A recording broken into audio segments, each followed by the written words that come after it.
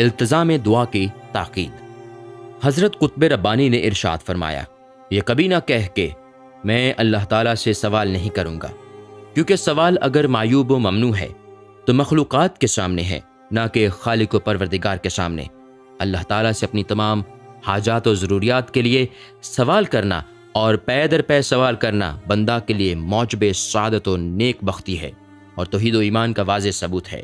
لہٰذا میں تجھے تاکید کرتا ہوں کہ اپنی ہر ضرورت کے لیے اللہ تعالیٰ کے حضور سوال کر کہ اسی میں دنیا عقبہ کی سعادت ہے۔ اگر تیری طلب کی گئی ہر چیز علم الہی میں تیرے لیے مفید ہوگی اور باعث راحت و ترقی ہوگی تو وہ تجھے ضرور ملے گی، اور اگر اس میں حسب علم الہی تیرے لیے نقصانات ہوں گے تو وہ تجھے نہیں ملیں گے۔ بہرکیف تجھے دعا کی قبولیت یا فعل الہی کے خلاف کوئی حرف شکوہ و شکایت ہرگز زبان پر نہیں لانا ہوگا۔ پس اپنی ہر حاجت و ضرورت کے لیے اللہ کے حضور سوال اس لیے کر کہ اللہ تعالیٰ نے سوال کرنے کا حکم دیا ہے اور بندہ کو پے در پے دعا کی تاکید فرمائی ہے۔ چنانچہ اللہ تعالیٰ نے فرمایا، میرے حضور دعا کرو، میں تمہاری دعا قبول کروں گا۔ نیز فرمایا، اللہ تعالیٰ سے اس کا فضل مانگا کرو۔ اس کے علاوہ فرمایا، میں اپنے بندوں سے بہت قریب ہوں، جب بھی کوئی پکارنے والا مجھے پکارتا ہے میں اس کی دعا کو قبول کرتا ہوں۔ نیز حضرت صلی اللہ علیہ وآلہ وسلم نے ارشاد فرمایا، اللہ تعالیٰ سے قبولیت کا یقین رکھتے ہوئے دعا مانگا کرو، اور اس معنی میں اور بھی بہت سی احادیث وارد ہیں۔ یہ بھی نہ کہہ کہ میں تو اس سے سوال کرتا ہوں لیکن وہ میری دعا قبول نہیں کرتا، لہٰذا میں آئندہ اس سے دعا نہیں کروں گا، کیونکہ ایسا کہنا کفر و ہذیان ہے۔ میں نے بعض اوقات بندہ کی دعا قبول نہ ہونے کی وجہ بھی بیان کر دی ہے کہ یا تو اس پر حرمت و عدم جواز کا پہلو ہوتا ہے یا وہ بندہ کے لیے وجہ فساد و ضرر ہوتی ہے۔ حقیقت حال چونکہ وہ عالم الغیب ہی جانتا ہے، لہٰذا بندہ کو گستاخی یا کفر و انکار کے کلمات زبان پر نہیں لانا چاہیے۔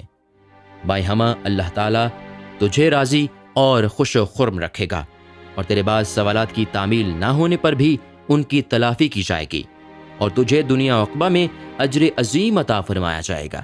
عام اموار میں تیرے لیے آسائش پیدا کی جائے گی، اور اگر تو مقروض ہے تو قرض خواہ کو شدت تقاضا اور سوء مطالبہ سے منع کیا جائے گا، اور تیرے لیے قسم کی رعایت اور آسانی پیدا کی جائے گی، اس لیے کہ رحیم و کریم اور غنی و مغنی اللہ تعالیٰ کے اسماء صفاتی ہیں، اور اللہ تعالیٰ اپنے در کے سائل کو مایوس و نا امید نہیں کرتا۔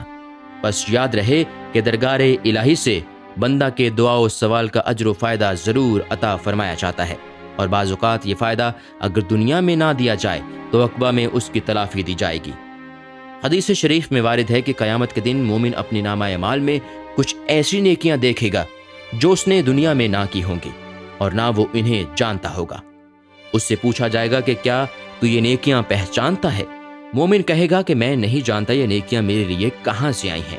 پھر اس سے بتایا جائے گا کہ یہ نیکیاں تیرے ان سوالوں اور دعاؤں کی جزا ہیں جنہیں دنیا میں تو نے مانگا تھا اور کسی مصلحت کی بنا پر قبول نہیں کیا گیا تھا۔ وہ ایسے جزائے عظیم اس وجہ سے ہیں کہ مومن اللہ تعالیٰ سے سوال کرنے اور ذکر و عبادت میں حامل یقین و ایمان اور موحد ہے۔ نیز وہ اپنے فطری و طبعی جذبہ عدل کی بنا پر ہر چیز کو اس کے موقع و محل پر رکھنے والا ہے، اور حقدار کو اس کا قدرتی اور حقیقی حق دیانتداری کے ساتھ پہنچانے اور ادا کرنے والا ہے۔ وہ غرور و تکبر اور ذاتی خول و قوت سے بیراز رہ کر اپنی ہر حاجات روائی اور آسائش و کامیابی کو تائید و نصرت الہی کا نتیجہ سمجھتا ہے، اور یہ سیرت انسانی کی ایسی بلند صفات ہیں جن کے لیے اسے نہ صرف دنیا میں بلکہ عقبہ میں بھی اجر عظیم عطا فرمایا جائے گا۔